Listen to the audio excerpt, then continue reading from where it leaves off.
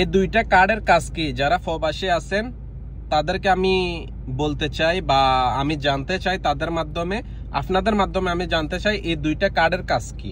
একটা হয়েছে আপনার বিএমইটি কার্ড, আর একটা হয়েছে আপনার প্রবাসী কল্যাণ কার্ড, যেটা বলে আর কি আমার কার্ড, অন্য কারো কার্ড না। এই দুইটা কার্ডের কাজ কি? এই কার্ডটা বানাইতে আমার থেকে পায় আপনার 160 দিরহাম নিছে। এরপরে আমাকে প্রায় 2-3 বার আসতে যাইতে হয়েছে। এই কার্ডটার কাজ কি? আর এই যে দেখেন বিএমইটি কার্ড, এটা আমি 2011 সালে যখন প্রথমবার দুবাইতে আসি তখন এটা বানাই। এটা বানাইতে আমাকে অন্ততপক্ষে সকাল 7টা থেকে বিকাল 3টা পর্যন্ত লাইনে দাঁড়াই থাকতে হয়েছিল এই কার্ডটার জন্য। তো এই দুইটা কার্ডের উপকার কি? এই দুইটা কার্ড বানাইলে প্রবাসীদের কি লাভ? কেন এই টাকাটা আমাদের থেকে নেওয়া হয়েছে 160 দিরহাম? এটা আমি জানতে চাই আপনাদের মাধ্যমে। যদি কেউ এটার উপকার পেয়ে থাকেন, এটা থাকলে নাকি আপনি লোন পাবেন, এটা থাকলে আপনি এটা পাবেন, ওইটা পাবেন। আমি আমার কথা বলি, আমার কাহিনীটা আপনাদেরকে তুলে ধরার চেষ্টা করি।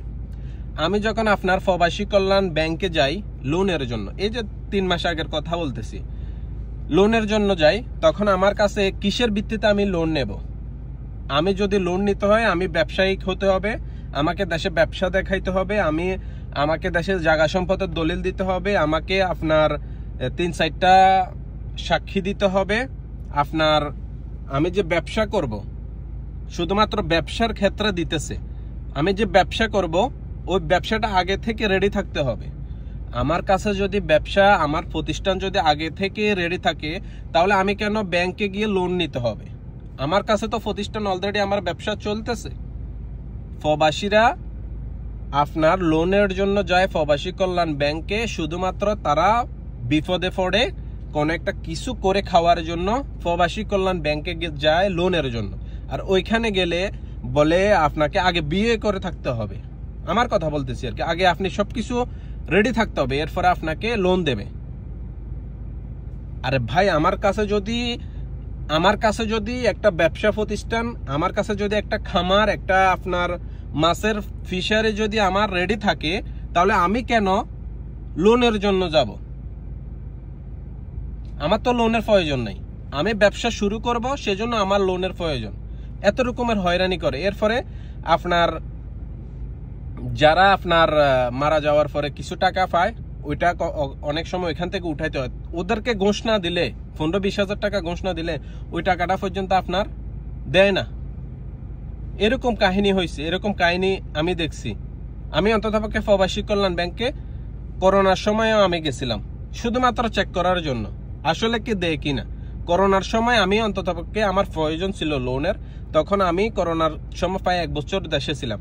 আমি 3 বার গেছি, আমাকে 3 বারে 3 রকমের ডকুমেন্ট, কাগজপত্র নেওয়ার জন্য বলছে, বুঝছেন। প্রথমে আমাকে বলছে সাক্ষী লাগবে, আমার যাবতীয় যে ডকুমেন্টগুলা লাগে, যে পেপারগুলা লাগে, এগুলা দেখাইতে হবে। এগুলা নিয়ে গেলে ওকে, আমি আমার সম্পূর্ণ সবকিছু নিয়ে গেছি, বুঝছেন, সবকিছু নিয়ে গেছি। এবং কি সাক্ষী যারা দেবে তাদেরকেও সাথে নিয়ে গেছি, কারণ আমাকে বলছিল যে সব ডকুমেন্ট যদি ওকে থাকে তাহলে তারা লোন দিতে কোনো সমস্যা নেই।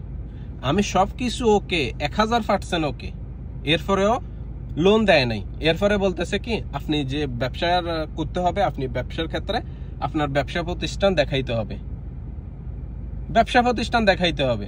আমি রয়েছি প্রবাসী, আমি প্রবাসী, আমি কিসের ব্যবসা দেখাবো? তাহলে কিসের জন্য প্রবাসী কল্যাণ ব্যাংক, কিসের জন্য বলা হয় প্রবাসীদেরকে লোন দেবে অমুক এত পার্সেন্ট শুধু 2%, 3% সুদে?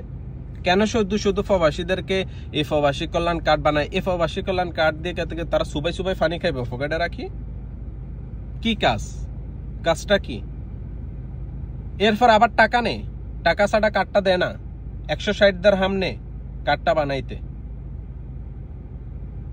যারা বানান নাই, বানায় রাখা দিয়েন। যদি ভবিষ্যতে কখনো এটা সুবাই পানি খাওয়ার জন্য বলে আমাদেরকে, প্রবাসীদেরকে,